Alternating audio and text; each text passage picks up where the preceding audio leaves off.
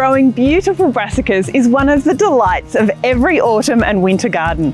And when I mean brassicas, I'm referring to those in the Brassica or mustard family. These include things like kale, cabbage, broccoli, pak choi, and even cauliflower. Brassicas love the cold, so they're generally sown as seed in late summer or seedlings in autumn and early winter.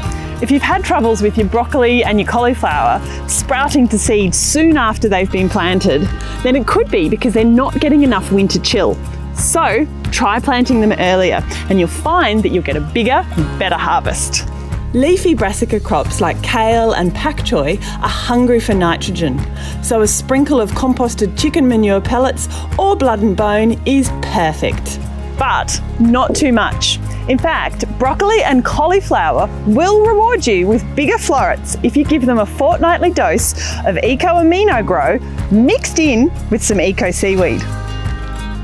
This is a certified organic brew of beneficial nutrients that will feed your plants and keep them healthy and strong.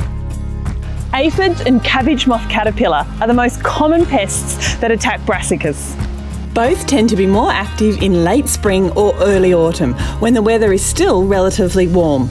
You can use a spray of eco oil to control aphids easily. This stuff is certified organic and has no withholding period, which means you can spray and pick on the same day.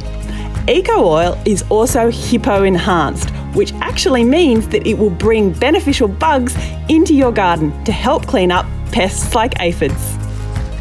Go on some regular caterpillar hunts and if you find any, pick them off and squish them. Or you could use some exclusion netting or the fake deterrent moths. So with these tips, you'll have a beautiful, bountiful brassica harvest this year. Isn't that right, Zinzi?